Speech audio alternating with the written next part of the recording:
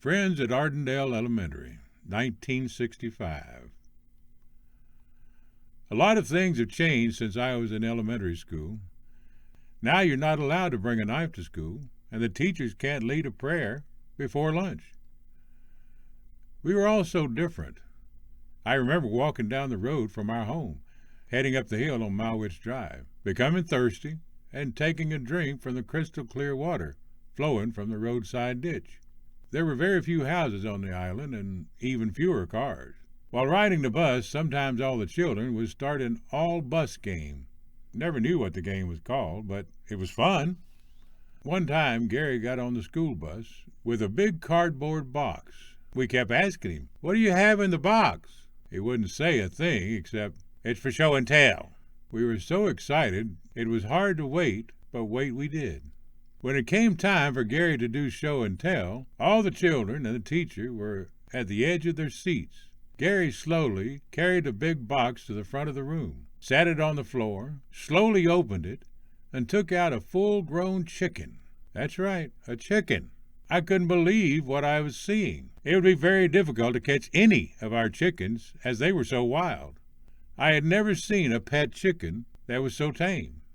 Gary set the chicken on the table and started explaining how he raised it from an egg and how it follows him around the yard, how it sits on his lap when swinging, and so on. The teacher used his teachable moment to explain imprinting. My desk was right next to Gary's, and I was in awe the rest of the day. All day, his chicken just stood there on the desk, watching him do his schoolwork. He didn't jump off, run away, or even make a sound. It just stood there watching. During recess, he carried it around, then demonstrated to the crowd of children how the chicken would swing with him. He set it on his lap and pushed off.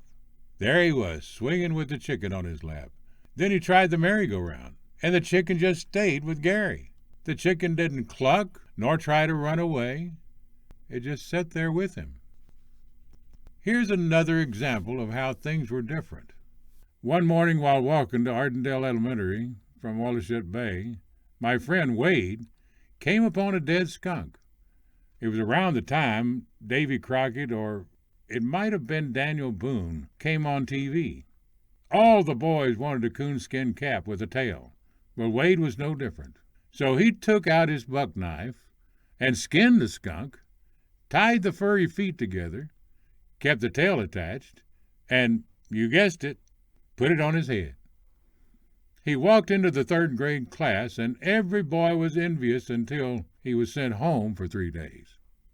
Not because he was in trouble, not because he came to school with a knife, but because it took 3 days to get the smell off him. Those were such fun days. During the time, I had no clue how much fun we were having.